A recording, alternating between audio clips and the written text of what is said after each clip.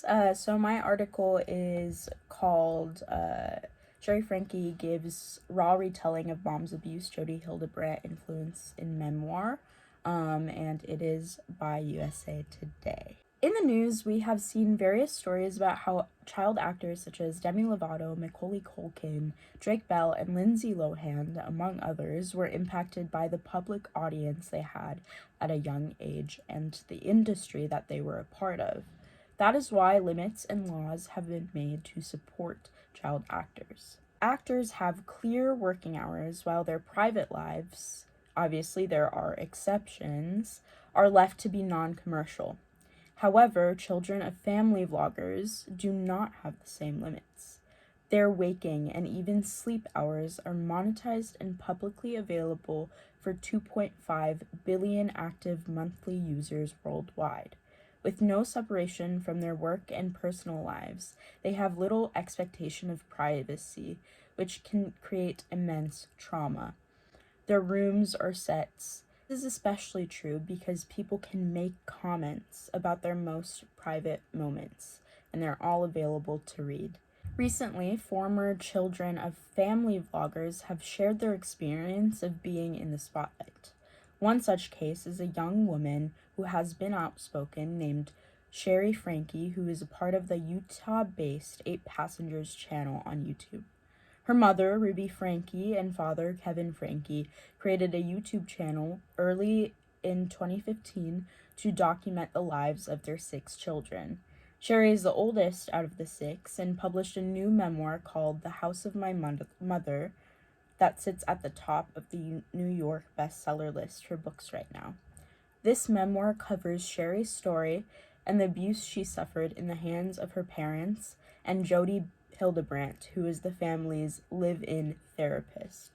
This book has led to many conversations about factors such as consent, monetization, and family vlogging, along with the ethics of therapy. Shari's story and reaction to it has gained massive attention, not only from YouTube, but on a national level, with a Good Morning America interview and a Hulu documentary coming out at the end of February. In her memoir, Shari shares the stories on and off camera and the events leading up and after the incident that happened in August of 2023, which involved her mother and Jodi being arrested for the child abuse and torture of her younger siblings. As the news article summarizes, one of her brothers climbed out of a window, duct tape around his wrists and ankles, and went to a neighbor's house asking for food and water. Franke later pleaded guilty to 4 felony counts of second-degree child abuse and was sentenced to 1 to 15 years in prison for each count. This incident gained major attention on an international level, and that is one of the reasons her book is so popular right now. As social workers, we are tasked at understanding multiple levels of trauma and abuse when it comes to children and their caregivers. We know that many traumatic incidents lead to the way someone behaves in their adult life. Knowing this trauma is central to understanding our clients holistically. In rare cases, we can observe this trauma as it happens. Some of Shari's most traumatic moments have been filmed and uploaded.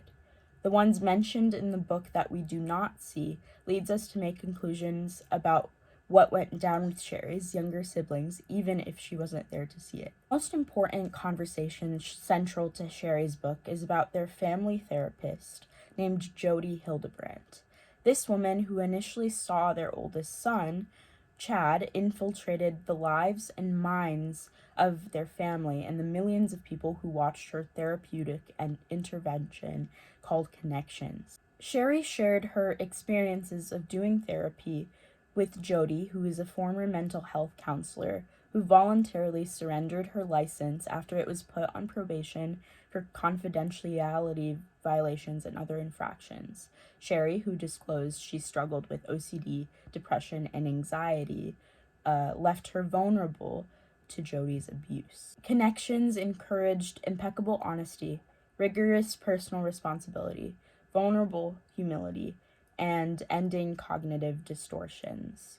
While some of these teachings were positive or were supposed to be positive, Jody followed no ethical standard and was well removed from her therapeutic license. This showed in the way that she asked Shari to keep track of her thoughts, which is a big no-no in OCD treatment, and the times she thought of certain things. She had a problem with Shari's adulation, where she believed that Shari thought she was better than everyone else, and was quoted saying very, very absurd things that a therapist should not say. I'm including a portion of the video of some of the ex-Mormon people that I watch online. One of the people there is named Jordan.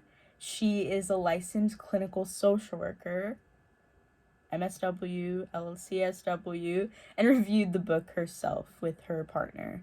In the video, she talks about Jody's mechanisms of control, which I will share after the video. Which, in my opinion, in a case like this, with Jody's motive, is like the antithesis of being a therapist. Because Jody went into this with control, manipulation, degradation, humiliation. How do I bring you into my corner? To me, it's malpractice at that point. Like, the only way that I could explain this from like my position as a therapist would be like if a doctor knew that a client had a patient had a certain diagnosis and they knew they needed this particular drug in order to get better, and then they purposefully gave them something like a different drug that was going to make them worse. Obviously, this leads us to understand that this was highly unethical. And we can see that as social workers, we are bound to be ethical, so things like this do not happen. We are held legally responsible if things such as this happen. That is why there are clear ethical boundaries in place. As the textbook says, Birkenmeyer, the NASW Code of Ethics clearly states that social workers should not be in situations in which conflicts of interests, dual relationships, exploitation, or violations of confidentiality can occur.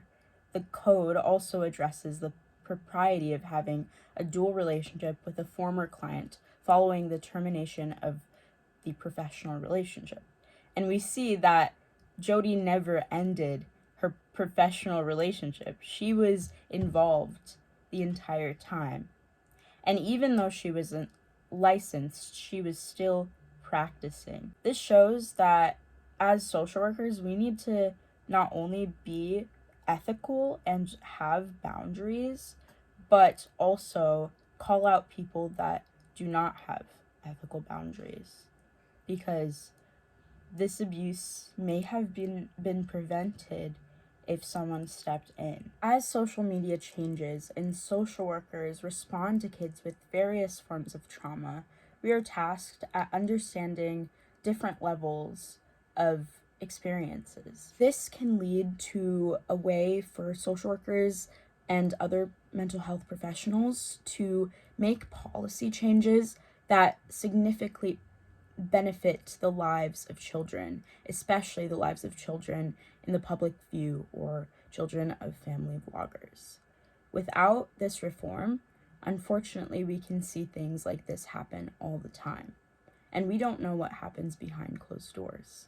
So it is very important as social workers that we keep this in mind and that we are following our ethical boundaries and finding out when people aren't. I definitely recommend reading this book. It was very good. I read it in a day, so do it.